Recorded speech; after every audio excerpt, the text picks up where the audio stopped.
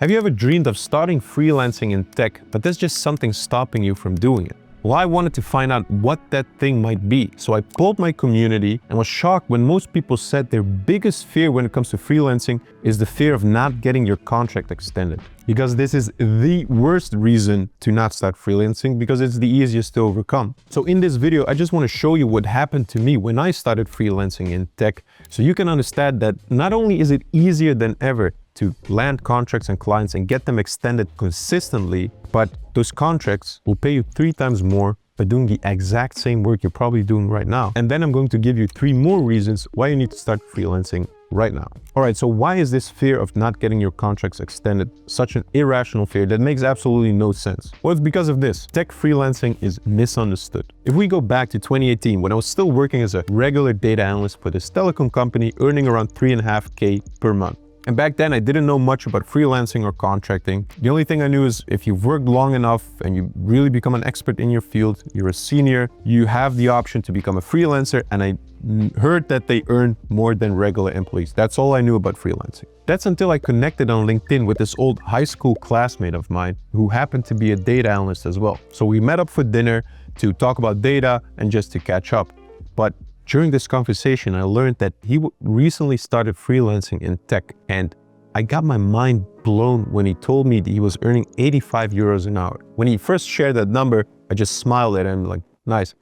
But then I did the calculation in the back of my mind. 85 euros an hour for 40 hours a week, on average a little over 4 weeks per month, means 15,000 euros per month. He was earning 15,000 euros per month. That's 5 times as much as I did by doing the exact same work, same job, same age, same work experience, same high school, and from what I understood, the exact same work. We were building reports and dashboards in Excel, 5 times as much as me. So the seed was planted.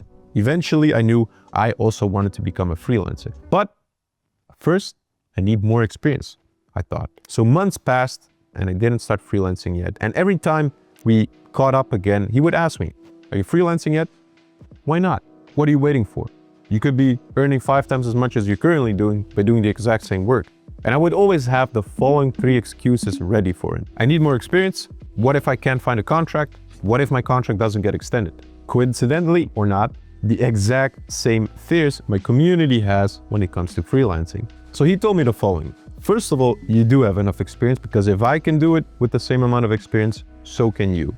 And I'll share how much experience you actually need in just a sec. But the second thing he said is the fear of not getting or not landing a contract is such an irrational fear. It makes no sense, because you don't have to quit your job unless you sign a new contract. You don't quit your job and then start freelancing. You find a freelance contract, sign the contract, and then you quit your job. Absolutely no risk there. And the last thing he said, 9 out of 10 times, your contract will get extended. It happened to me, and it happened to every single tech freelancer I knew.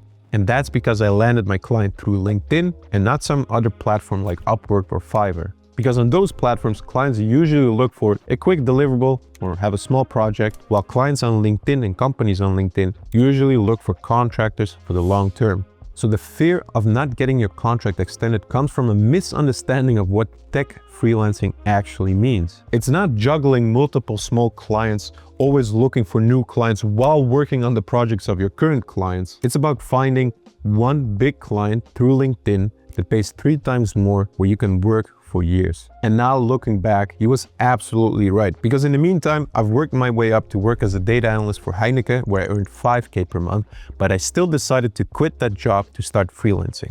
My first contract was working for a big bank on a project for just 3 months. Guess how long I've worked there?